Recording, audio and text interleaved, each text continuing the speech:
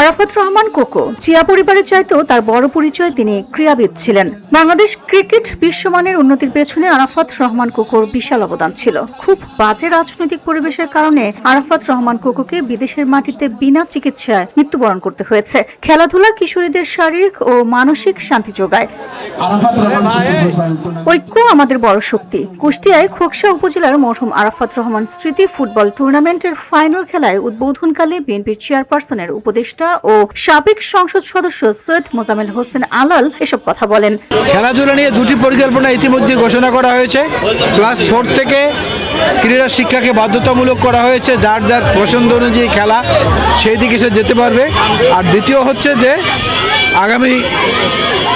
আগামী মাসে সিলেট থেকে নতুন করে ক্রীড়া প্রতিভা অন্বেষণের কর্মসূচি শুরু হচ্ছে।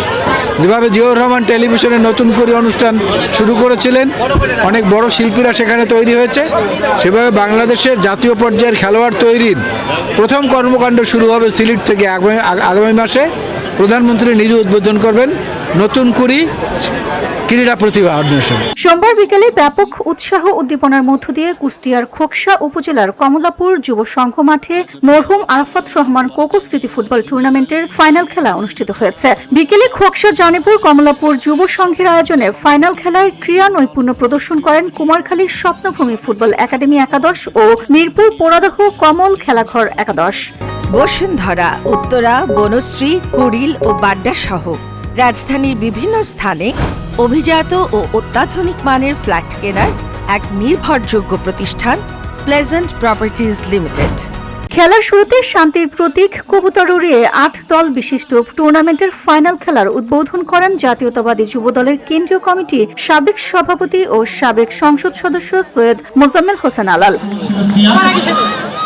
খোকসা পৌর বিএনপির যুগ্ম আহ্বায়ক মোহাম্মদ রিপনের সহযোগিতায় ফাইনাল খেলার উদ্বোধনী অনুষ্ঠানে প্রধান অতিথি হিসেবে উপস্থিত ছিলেন কুষ্টিয়া 4 আসনের সাবেক সংসদ সদস্য বীর মুক্তিযোদ্ধা সৈয়দ মেহেদী আহমেদ রুমি। খোকসা জানিপুর কমলাপুর যুব সংঘ লাইব্রেরির সভাপতি মোহাম্মদ আরমান হোসেনের সভাপতিত্বে এই ফাইনাল খেলার অনুষ্ঠানের বিশেষ অতিথি হিসেবে উপস্থিত ছিলেন খোকসা উপজেলা বিএনপির সাবেক সভাপতি ও উপজেলা চেয়ারম্যান বীর মুক্তিযোদ্ধা সৈয়দ আমজাদ আলী, খোকসা উপজেলা বিএনপির সভাপতি অধ্যক্ষ মোহাম্মদ আনিসুজ্জামান, কুষ্টিয়া শহর বিএনপির সাধারণ সম্পাদক কামাল উদ্দিন, জেলা বিএনপির সাবেক সাংগঠনিক সম্পাদক খন্দকার শামসুদ জাহিদ, জেলা বিএনপির সাবেক যুব বিষয়ক সম্পাদক মোহাম্মদ মিসবাহুর রহমান পিন্টু, খোকসা থানা বিএনপির সদস্য সচিব নাফিস আহমেদ রাজু খান। ফাইনাল খেলায় স্বপ্নভূমি ফুটবল একাডেমি একাদশ ও মিরপুর পোড়াদহ কমল খেলাঘর একাদশ একে অপরের প্রতিদ্বন্দ্বিতা করে। খেলায় কুমারখালী স্বপ্নভূমি ফুটবল একাডেমিকে 3 গোলে পরাজিত করে মিরপুর পোড়াদহ কমল খেলাঘর একাদশ বিজয়ী হয়। পরে বিজয়ী দল ও রানার্স আপ দলের খেলোয়াড়দের মাঝে পুরস্কার বিতরণ করেন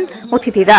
ফাইনাল খেলা দেখতে মাঠে উৎসবের আমেজ সৃষ্টি হয়। দূর দূরান্ত থেকে আসা হাজারো ফুটবল প্রেমীরা ভিড় করেন খেলার মাঠে। সমর্থকরা দলকে উৎসাহ দিতে ব্যানার, পোস্টার, পতাকা ও ঢাকঢোল নিয়ে মাঠে উপস্থিত হন। আয়োজকরা বলেন ফাইনালের জন্য বিশেষ নিরাপত্তা ব্যবস্থা গ্রহণ করা হয়েছে। আমার নিজের কাছে অনেক ভালো লাগতেছে যে আরাফাত রহমান কোকোর মতো বিশিষ্ট ক্রীড়া সংগঠনের নামে খেলাটা দিতে পেরেছি এবং সফলভাবে শেষ করতে পারলাম। সেজন্য মহান রাব্বুল আলামিনের দরবারে লাখো কোটি শুকরিয়া। স্থানীয়রা জানান এ ধরনের আয়োজন নিয়মিত হলে যুব সমাজ মাদক ও নেতিবাচক কর্মকাণ্ড থেকে দূরে থাকবে এবং এলাকায় নতুন প্রজন্মের ফুটবল প্রতিভা গড়ে উঠবে। VOD Bangla news desk.